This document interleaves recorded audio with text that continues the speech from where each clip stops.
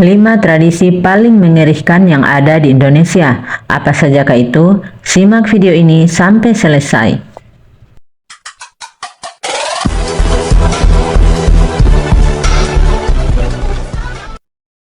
1. Iki Palek atau tradisi potong jari adalah tradisi dari suku Dani, Papua. Tradisi ini sering dianggap ekstrim, tapi makna dibaliknya ternyata sangat dalam. Jari yang dipotong menunjukkan berapa banyak keluarga mereka yang telah meninggal. Meskipun mayoritas wanita yang melakukan tradisi ini, tetapi pria juga ikut melakukannya sebagai bentuk kesedihan. Bagi suku Dani, jari merupakan simbol dari keturunan, persatuan, dan kekuatan dalam diri manusia maupun keluarga.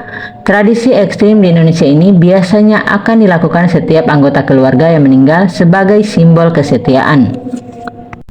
2. Debus Banten. Dari semua tradisi paling ekstrim di Indonesia, debus menjadi tradisi yang cukup terkenal di kalangan masyarakat.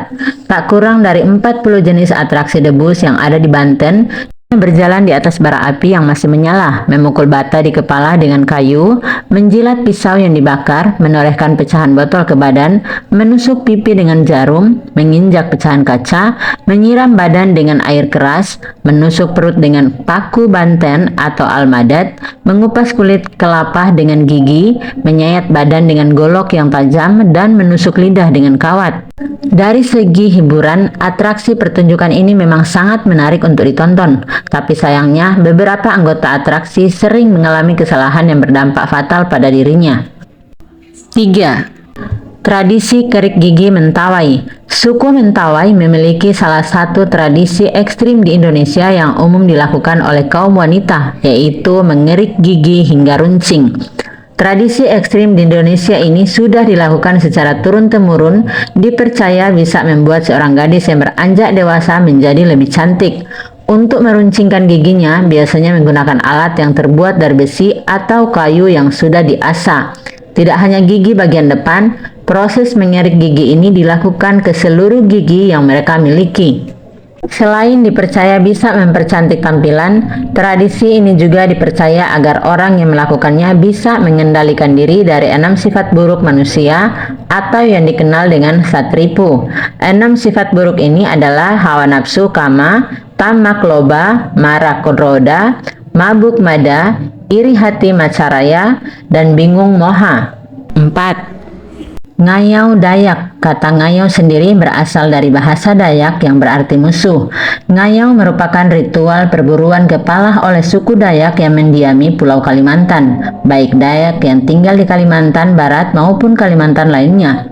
Pada praktik ngayau yang sesungguhnya, ngayau tidak lepas dari korban kepala manusia dari pihak musuh.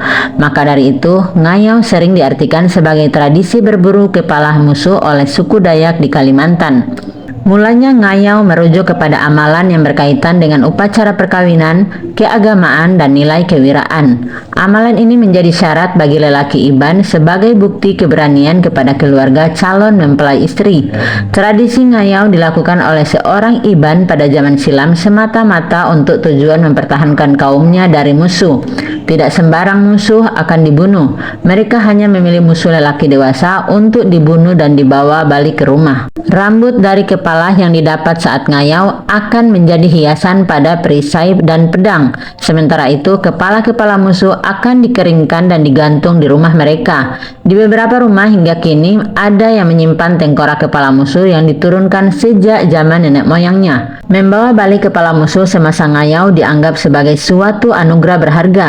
Selain itu, sebagai simbol kehormatan, keberanian, dan juga menolak bala. Setelah tradisi itu berlangsung, biasanya seorang lelaki akan disematkan gelar bujang berani, yang berarti raja berani atau pahlawan ulung.